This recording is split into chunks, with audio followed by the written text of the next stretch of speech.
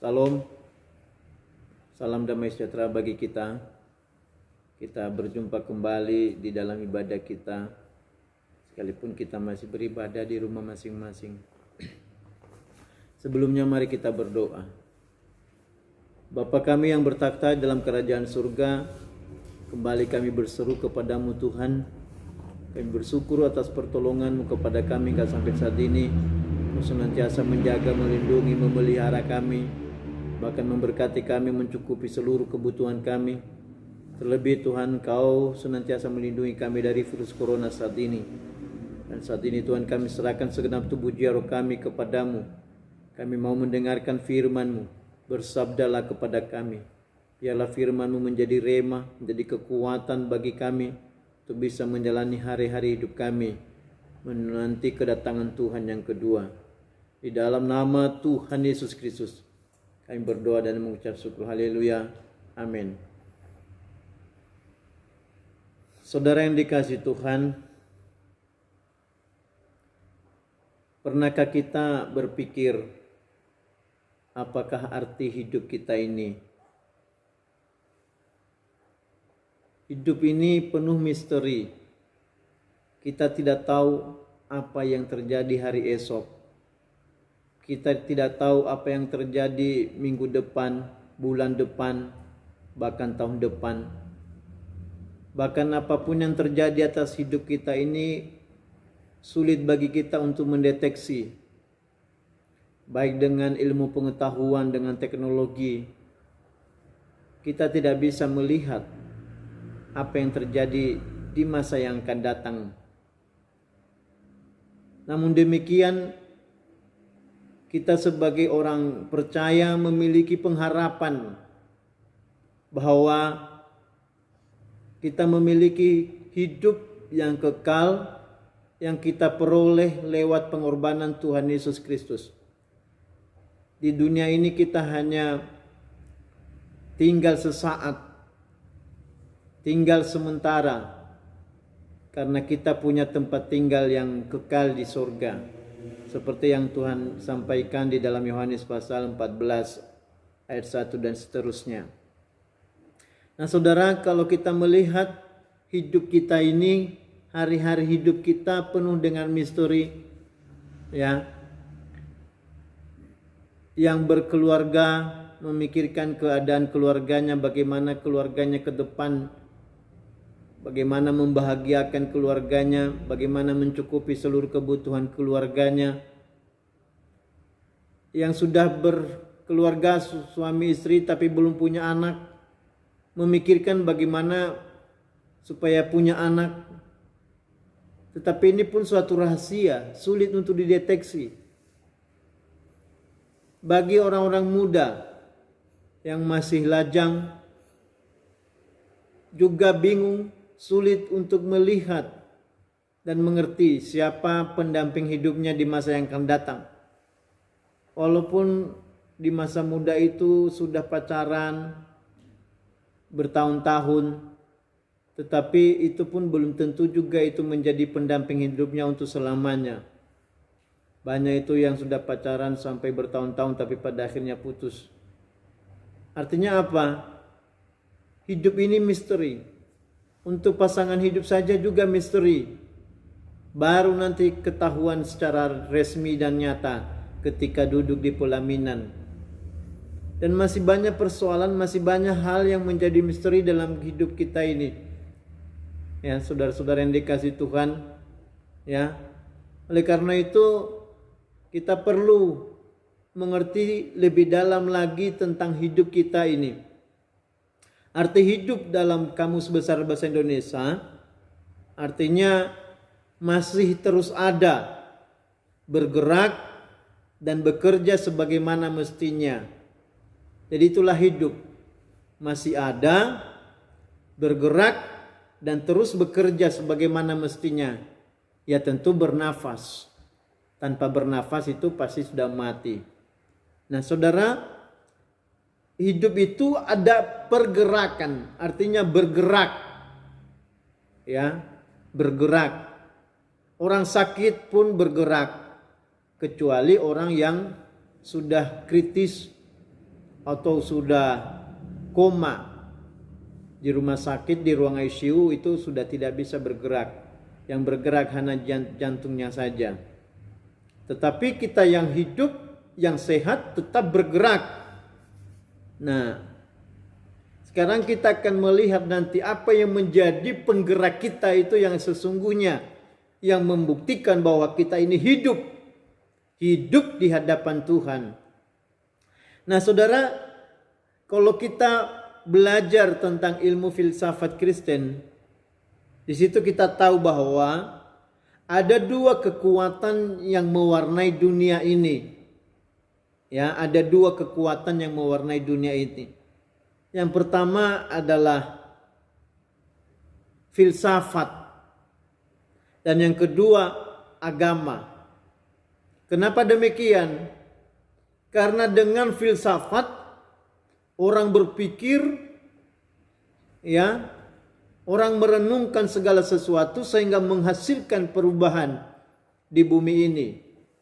Filsafat itu melahirkan ilmu pengetahuan, melahirkan berbagai macam teknologi.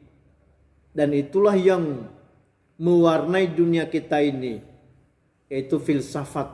Kalau kita belajar bahwa terutama orang-orang Yunani yang memiliki kemampuan untuk berfilsafat, ya, sehingga filsuf itu banyak berasal dari Yunani. Nah, yang kedua adalah agama. Agama apa saja di dunia ini. Coba kita bayangkan, saudara, dan coba kita melihat hari-hari hidup kita ini. Bumi ini, manusia ini, ya, diwarnai oleh agama. Bagaimana kalau kita melihat pergerakan manusia melakukan ibadahnya? Kalau hari raya besar orang Kristen melaksanakan perayaan Natal, KKR di mana-mana, ya, melakukan apa saja untuk kegiatan ibadah. Demikian juga, ya, agama-agama lain dari Muslim juga, bagaimana mereka melakukan pergerakan kalau pergi ke Mekah sana untuk umroh atau naik haji. Itu suatu pergerakan yang sangat luar biasa. Atau ketika hari raya Imlek, bagaimana pergerakan orang-orang, ya, yang merayakan hari raya Imlek. Jadi dunia ini diwarnai oleh dua kekuatan itu, yaitu filsafat dan agama. Kemudian ada dua golongan atau kelompok yang juga mempengaruhi dunia ini. Yang pertama adalah para filsuf, para pemikir tadi itu, ya, para filsuf. Yang kedua, ya, para ulama, pendeta, rohaniwan, dan sebagainya. Jadi itu yang akan mempengaruhi dunia ini. Kalau para filsuf itu mempengaruhi perkembangan ilmu pengetahuan dan teknologi. Sedangkan para ulama, pendeta, rohaniwan, dan sebagainya mempengaruhi kegiatan mobilitas umat manusia dari sisi keagamaan. Nah, saudara, itulah dua golongan atau kelompok yang mempengaruhi, ya, keadaan dunia ini. Nah, secara individual, secara pribadi, hidup kita ini juga memiliki kekuatan sehingga kita bisa bergerak, ya, yang menjadikan kita memiliki dinamika hidup ini. Ada satu dinamisator, ya, ada dinamisatornya. Kalau kita melihat mesin motor atau mesin mobil, ya ada dinamonya sebagai penggeraknya, ya, pasti ada penggeraknya, disebut sebagai dinamisator. Demikian juga kita, demikian juga hidup kita. Tadi sudah dikatakan bahwa hidup itu artinya masih ada, bergerak, dan terus bekerja sebagaimana mestinya. Nah, yang menjadi, ya, perhatian kita saat ini, hidup kita ini siapa yang menjadi penggeraknya? Apa yang menjadi dinamisatornya sehingga kita tetap masih ada dan bergerak sebagaimana mestinya? Ini yang akan kita pahami saat ini, saudara-saudara yang dikasihi Tuhan. Ya. Kita baca di dalam Galatia pasal 5 ayat 16. Galatia pasal 5 ayat 16. Hidup menurut daging atau roh. Maksudku ialah hiduplah oleh roh, maka kamu tidak akan menuruti keinginan daging. Saudara yang dikasihi Tuhan, berturut-turut ini saya sampaikan tentang Roh Kudus. Ya. Dan saat ini saya tegaskan bahwa ada dua kekuatan yang menggerakkan hidup kita ini. Sekali lagi, ada dua kekuatan yang menggerakkan hidup kita ini, yaitu kekuatan Roh Kudus, dan yang kedua adalah kekuatan keinginan daging. Roh Kudus ini adalah melaksanakan hukum Allah, sedangkan keinginan daging adalah melakukan hukum dosa. Dan kedua kekuatan ini saling berlawanan, dan itu ada di dalam diri kita.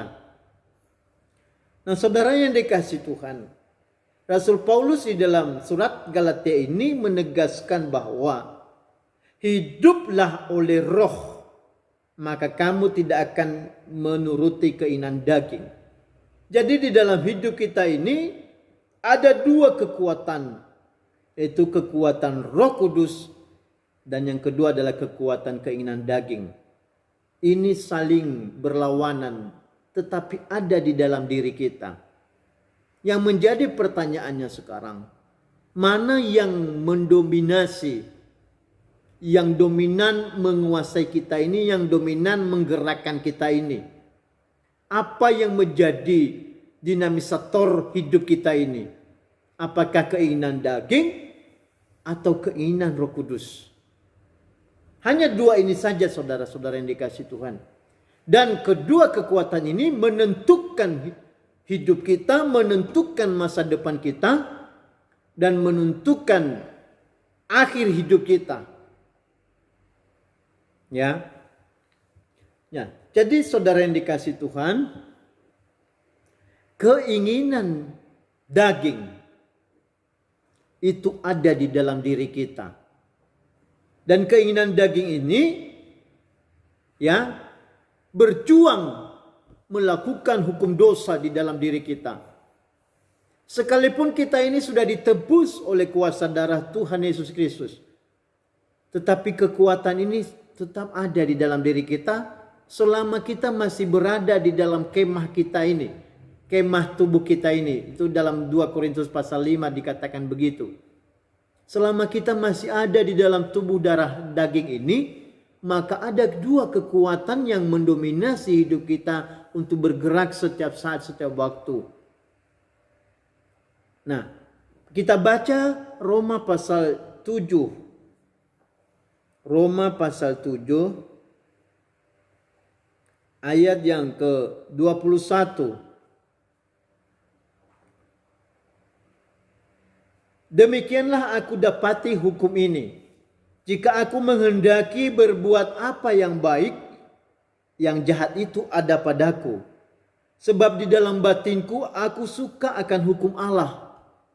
Tetapi di dalam anggota-anggota tubuhku, aku melihat hukum lain yang berjuang melawan hukum akal budiku dan membuat aku menjadi tawanan hukum dosa yang ada di dalam anggota-anggota tubuhku.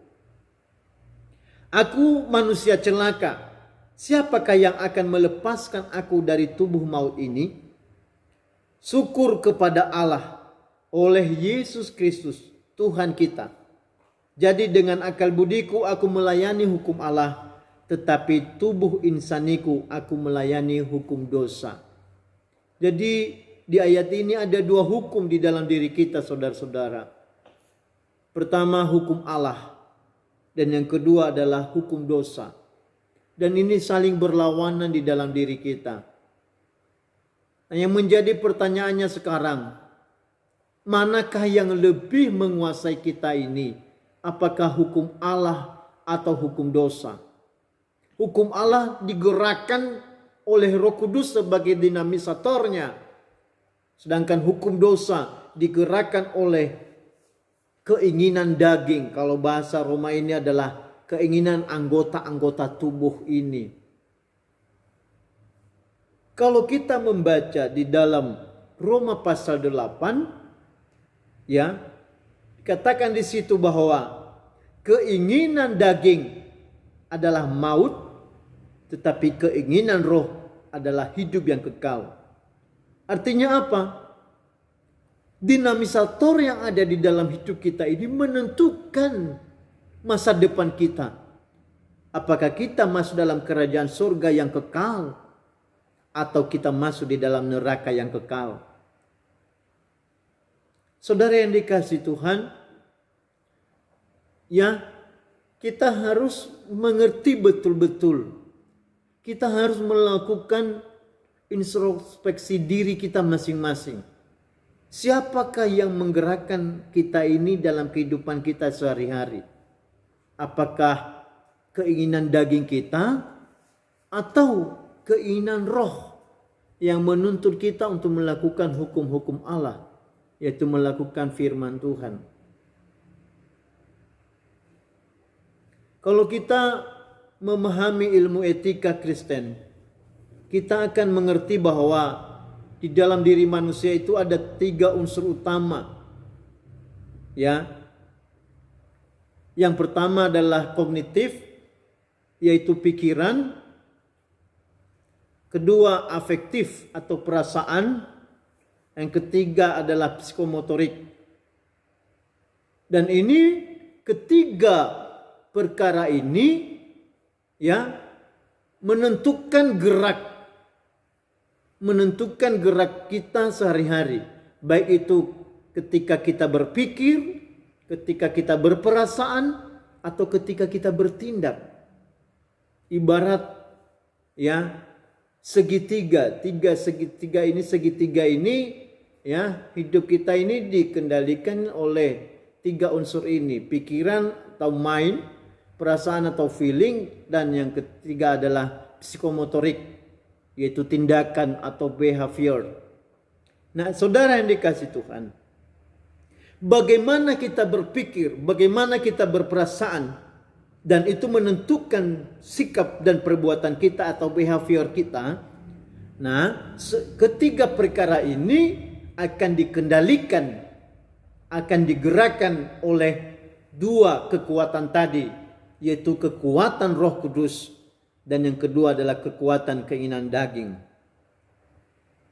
Hasil yang ditimbulkan oleh ketiga unsur yang ada dalam diri kita, ya, ditentukan oleh apa penggeraknya, apa dinamisatornya. Nah, saudara, kita menyelidiki, kalau kita digerakkan oleh keinginan daging atau anggota-anggota tubuh kita, maka pikiran, perasaan, dan hati kita itu dikendalikan oleh keinginan daging. Buktinya apa? Dan apa yang terjadi dalam tindakan kita kalau kita ini dikendalikan atau digerakkan oleh keinginan daging? Itu sudah sangat jelas tertulis di dalam Galatia pasal 5 ayat 19 sampai 21. Ini ayat yang tidak asing bagi kita, sudah sering kita baca. Tetapi saudara harus tahu dan harus semakin mengerti bahwa perbuatan-perbuatan daging itu merupakan hasil tindakan yang terjadi akibat kita ini digerakkan oleh kekuatan keinginan daging kita sendiri. Kita baca di dalam Galatia pasal 5 ayat yang ke-19 sampai 21. Perbuatan daging telah nyata, yaitu percabulan, kecemaran, hawa nafsu, penyembahan berhala, sihir, perseteruan, perselisihan, iri hati, amarah, kepentingan diri sendiri, percideraan, roh pemecah, kedengkian, kemabukan, pesta pora, dan sebagainya. Terhadap semuanya itu kuperingatkan kamu, seperti yang telah kubuat dahulu, bahwa barang siapa melakukan hal-hal demikian, ia tidak akan mendapat bagian di dalam kerajaan surga. Di sini Rasul Paulus menegaskan, kuperingatkan kamu, bahwa barang siapa melakukan hal-hal demikian, ia tidak mendapat bagian di dalam kerajaan surga. Artinya apa? Tidak selamat. Sekalipun sudah menjadi orang Kristen, sudah lama menjadi pelayan-pelayan Tuhan, sudah lama melayani Tuhan, sudah sering beribadah, sering mendengarkan firman Tuhan. Tetapi kalau hari-hari hidup kita digerakkan oleh kekuatan keinginan daging, sehingga nanti tampak di dalam behavior, di dalam tingkah laku kita sehari-hari seperti yang kita baca ini, maka jangan berharap saudara masuk di dalam kerajaan surga. Tidak ada keselamatan bagi kita yang digerakkan oleh kekuatan keinginan daging ini. Ada percabulan, ya, kecemaran, hawa nafsu. Hawa nafsu itu, ya, hawa berasal dari kata hawa. Hawa itu adalah keinginan atau nafsu. Kalau dikatakan hawa nafsu itu artinya desakan hati atau keinginan keras untuk menuruti hati yang dikendalikan oleh keinginan daging, anggota-anggota tubuh kita. Hawa itu adalah keinginan. Keinginan itu berbeda dengan kebutuhan, saudara-saudara. Keinginan itu, ya, want kalau dalam bahasa Inggris. Sedangkan kebutuhan itu need. Nah, orang ini sering sulit membedakan mana keinginan, mana kebutuhan. Yang benar itu adalah kebutuhan. Sedangkan keinginan itu adalah kebutuhan, ya, urutan kesekian. Tetapi yang terutama adalah kebutuhan atau need. Nah, keinginan ini menghasilkan dosa, saudara-saudara yang dikasihi Tuhan. Dan itulah yang dikendalikan oleh keinginan daging. Ya, segala perbuatan daging. Ya, hawa nafsu penyembahan berhala, sihir, ya jarang ada yang melakukan sihir di tengah-tengah kita. Ada perseteruan. Ya, ini yang sering terjadi adalah perseteruan, perselisihan, kesalahpahaman, iri hati, amarah, kepentingan diri sendiri. Di dalam hari-hari hidupnya dia harus memikirkan kepentingan diri sendiri. Selalu iri hati kepada orang lain. Kalau orang lain sukses, kalau orang lain berhasil, dia iri hati. Melihat tetangganya, ya, sukses, iri hati. Melihat sesamanya diberkati, iri hati. Itu perbuatan daging. Itu kekuatan keinginan daging. Ada iri hati. Ya, dan ini yang sering ada. Kalau sihir, ya jarang, hanya orang-orang tertentu. Tetapi iri hati, perselisihan, perseteruan, ini bisa terjadi. Di dalam rumah tangga pun bisa terjadi. Perselisihan antara suami istri, perselisihan antara orang tua dan anak, dan itu tidak pernah diselesaikan. Itu menjadi dosa yang berkepanjangan. Ya, atau di antara sesama masyarakat, di antara sesama anggota tubuh Kristus, perselisihan, perseteruan di antara sesama anggota jemaat, kalau itu tidak diselesaikan, tidak diperdamaikan, itu perbuatan-perbuatan daging. Berarti hidup kita dikuasai oleh keinginan daging, bukan Roh Kudus.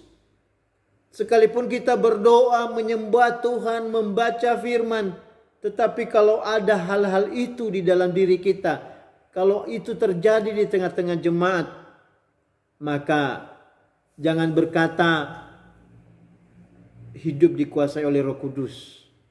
Percuma kita menyembah, percuma kita membaca firman, mendengar firman, kalau perbuatan-perbuatan itu ada di dalam diri kita. Memang tidak bisa kita hindari, saudara. di dalam kehidupan kita sehari-hari. Iman kita ini, tingkat kerohanian kita ini mengalami fluktuatif. Ada kalanya naik di atas, ya, kurvanya naik. Ada kalanya juga kurvanya menurun, ya, terjadi fluktuatif, naik turun. Tetapi yang terpenting di situ adalah kita cepat-cepat mengoreksi diri. Kalau kita sedang turun, jangan biarkan semakin menurun terus, tetapi cepat-cepat bangkit untuk naik grafiknya. Ya, dengan cara apa? Ya, kita selesaikan setiap persoalan, berdamai, saling memaafkan, saling mengampuni. Kalau itu terjadi dalam rumah tangga, dalam keluarga, antara suami dan istri, antara orang tua dengan anak, antara sesama anggota keluarga, bahkan terlebih-lebih antara sama anggota tubuh Kristus, berdamailah satu dengan yang lain. Jangan biarkan iblis mencuri damai sejahtera di dalam hati kita masing-masing. Kalau iblis mencuri damai sejahtera, maka kita kehilangan damai. Yang ada adalah amarah, kebencian, dendam, iri hati. Dan itu akan membawa orang kepada maut dan kebinasaan kalau tidak cepat bertobat dan kembali kepada Tuhan. Nah, saudara yang dikasihi Tuhan, ya, segala perbuatan dosa, ya, itu tidak lepas dari keinginan-keinginan daging ini. Ya, perbuatan dosa itu bersumber dari keinginan daging yang ada di dalam diri kita. Akibat dari perbuatan dosa, akibat dari kekuatan keinginan daging yang menggerakkan hidup kita ini adalah maut dan kebinasaan. Ya, kalau kita baca itu di dalam Roma pasal yang ke-8, Roma pasal 8 ayat 6 dan 7. Roma pasal 8 ayat 6 dan 7. Karena keinginan daging adalah maut, tetapi keinginan roh adalah hidup dan damai sejahtera. Jadi kekuatan yang menggerakkan kita tadi ini, kalau kita digerakkan oleh keinginan daging sebagai dinamisatornya, maka alamat kita adalah maut dan kebinasaan. Maut itu adalah Hades. Dan nanti yang lebih sempurnanya nanti adalah Gehenna, yaitu neraka yang kekal. Tetapi kekuatan keinginan roh yang menjadi dinamisator membawa kita kepada hidup yang kekal dan ada damai sejahtera. Damai sejahtera di bumi dan damai sejahtera di surga. Nah, saudara yang dikasihi Tuhan, ya, hasil yang ditimbulkan dari setiap gerakan yang ada di dalam diri kita ini, ya, terekspresikan di dalam pikiran atau mind kita, perasaan atau feeling kita, dan juga psikomotorik, tindakan dan perbuatan kita atau behavior kita. Nah, yang kedua, kalau kita ini dikendalikan oleh keinginan roh, maka apa yang terjadi? Kita baca dalam Roma pasal 8 ayat yang ke-22, Galatia pasal 8 pasal 5. Galatia pasal 5 ayat 22. Ini sudah sering kita baca ayat ini.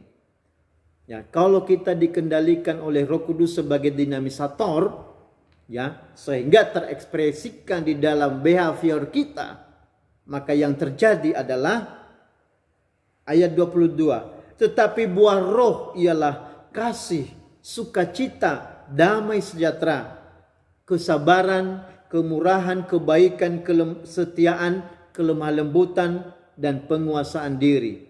Tidak ada hukum yang menentang hal-hal itu. Barang siapa menjadi milik Kristus Yesus, ia telah menyalibkan dagingnya dengan segala hawa nafsu dan keinginannya. Jadi kita yang mengakui diri sebagai milik Kristus, maka kita harus menyalibkan keinginan daging kita ini dengan segala hawa nafsu dan keinginannya. Artinya mematikan perbuatan-perbuatan daging tadi, seperti perseteruan, perselisihan, iri hati, kebencian, dendam. Itu contoh-contoh keinginan daging yang membawa kepada maut. Sedikit-sedikit persoalan, ya sudah marah, benci, sensitif, sangat sensitif. Dan apa yang ada di dalam hatinya, kebencian, perseteruan itu, ya dipublikasikan di media sosial, diproklamasikan di media sosial. Nah, ini tidak baik. Artinya kita seperti menelanjangi diri sendiri. Persoalan-persoalan pribadi, kebencian, dendam, amarah itu kita publikasikan lewat media sosial sehingga dibaca oleh semua orang. Sama saja kita menelanjangi diri kita sendiri. Inilah aku yang hidup di dalam hawa nafsu daging. Inilah aku yang digerakkan oleh keinginan daging yang meledak-ledak. Inilah aku yang saya sebut sebagai orang Kristen, tetapi hidup di dalam keinginan hawa nafsu daging. Itu akibat kalau kita mempublikasikan perbuatan-perbuatan kita, perasaan kita, feeling kita, atau pikiran kita yang dikendalikan oleh keinginan daging. Sangat berbahaya, saudara-saudara. Jadi barang siapa menjadi milik Kristus Yesus, ia telah menyalibkan daging dengan segala hawa nafsu dan keinginannya. Nah, sehingga apa yang terjadi?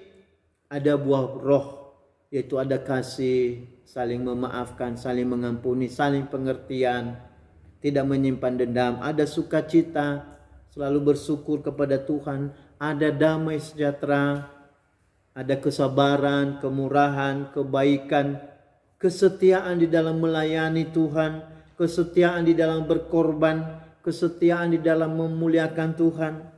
Ada kelemah lembutan di dalam dirinya, tidak menyimpan dendam, amarah dan benci. Dan yang ketujuh adalah penguasaan diri, menguasai diri, tidak cepat-cepat ya main medsos kalau ada persoalan hidupnya. Itu kurang tepat, saudara-saudara. Kalau ada kita yang bersikap seperti itu, sama saja kita menelanjangi diri kita sendiri di depan umum sehingga dilihat oleh orang. Ya, lebih baik kita tutup. Memang kita ini orang berdosa, tetapi marilah kita terus-menerus memohon pengampunan kepada Tuhan dan memohon supaya kita diurapi oleh Roh Kudus.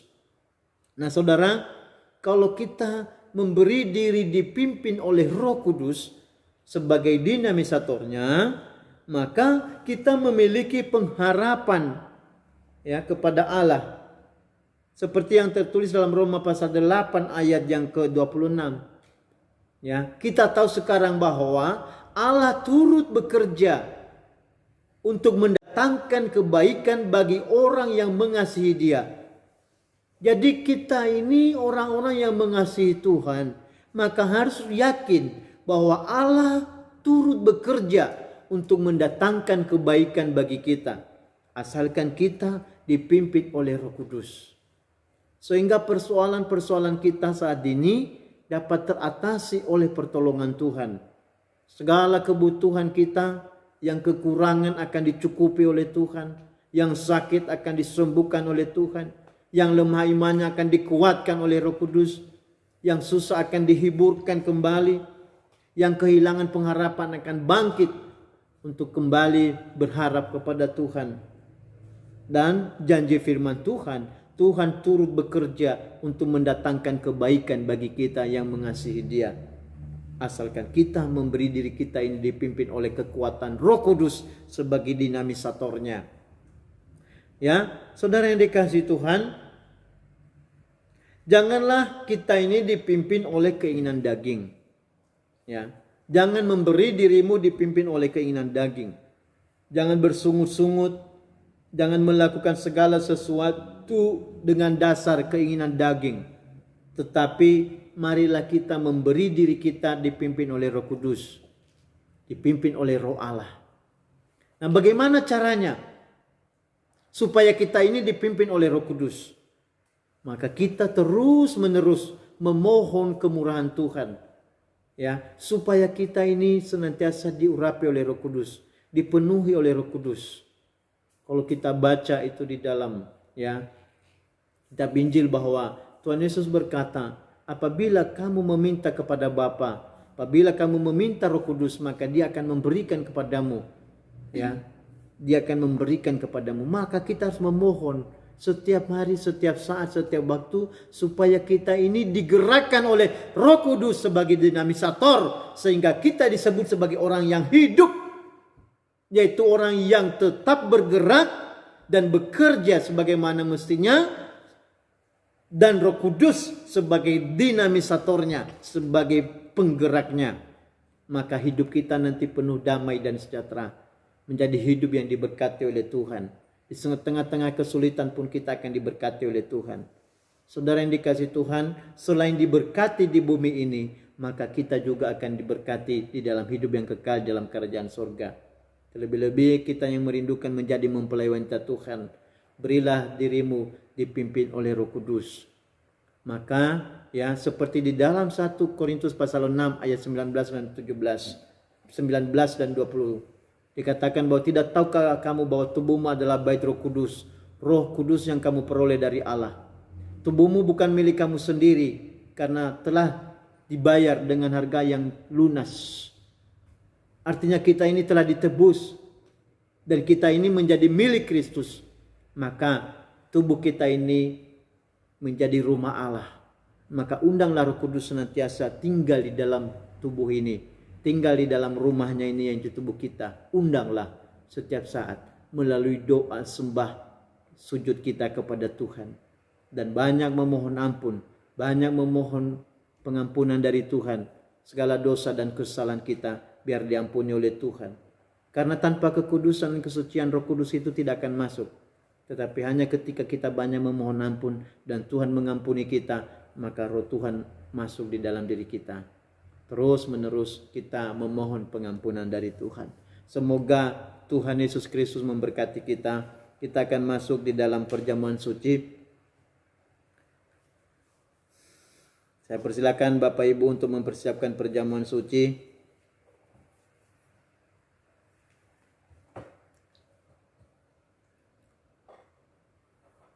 Mari kita berdoa terlebih dahulu. Bapa kami yang maha baik dan maha sempurna, oleh kebenaran firman-Mu, kami mengerti Tuhan bahwa hidup kami ini akan tetap bergerak dan bekerja sebagaimana mestinya apabila kami digerakkan oleh satu kekuatan, yaitu kekuatan Roh Kudus. Jika Roh Kudus menjadi dinamisator dalam kehidupan kami, maka kami akan memperoleh hidup damai dan sejahtera, terlebih masuk dalam kerajaan surga yang sempurna. Karena itu Tuhan, Engkau memberkati kami, berkati seluruh umat-Mu, supaya kami semuanya senantiasa dikuasai oleh Roh Kudus. Segala perbuatan daging dijauhkan daripada kami. Oleh karena itu kami mau memanfaatkan tubuh dan darah-Mu ya Tuhan.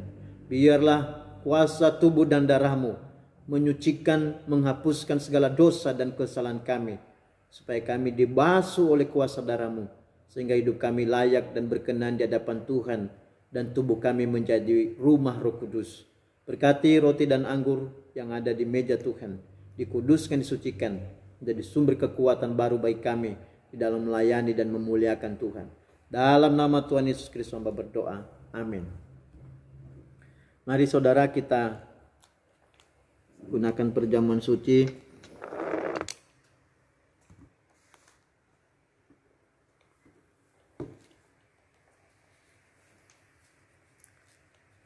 Mari kita angkat tubuh Tuhan tinggi di atas kepala kita dan dengarkan firman-Nya. Dan ketika mereka sedang makan, Yesus mengambil roti, mengucap berkat, memecah-mecahkannya, lalu memberikannya kepada murid-muridnya dan berkata, ambillah, makanlah, inilah tubuhku. Kita makan dengan percaya dalam nama Tuhan Yesus Kristus.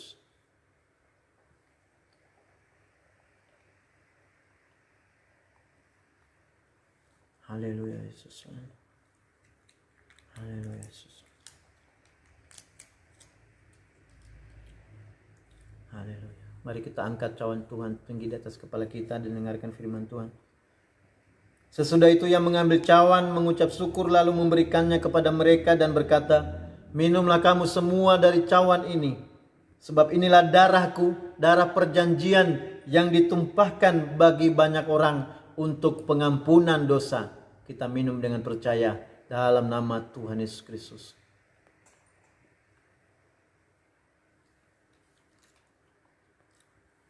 Mari kita bersyukur kepada Tuhan. Terima kasih Bapa atas kemurahan-Mu bagi kami. Oleh kuasa tubuh dan darah Tuhan Yesus Kristus, kami yakin dan percaya kami telah ditebus dari dunia ini. Dan hidup kami milik Tuhan sepenuhnya. Dan kami percaya bahwa kami memperoleh hidup yang kekal.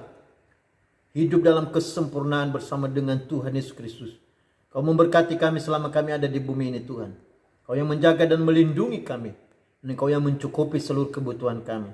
Seluruh umat-Mu yang berseru kepadamu, Kau memberkati mereka dari setiap persoalan mereka. Baik persoalan nikah rumah tangga, persoalan ekonomi, persoalan kebutuhan hidup sehari-hari. Diberkati oleh Tuhan. Kau sumber pertolongan, Kaulah sumber perlindungan. Kau yang menyediakan segala sesuatu bagi kami.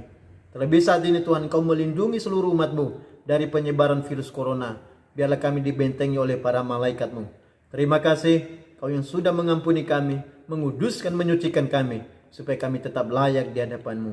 Di dalam nama Tuhan Yesus Kristus, biarlah berkat yang terbaik dari langit, dari bumi, dari samudera raya, berkat kekuatan, kesehatan, damai dan sejahtera, berkat kasih setia dari Allah Bapa, damai sejahtera dari Tuhan Yesus Kristus, kekuatan dan kuasa dari Allah Roh Kudus, menyertai kami dari sekarang sampai Maranatha Tuhan Yesus datang yang kedua. Haleluya, haleluya. Amin. Salam.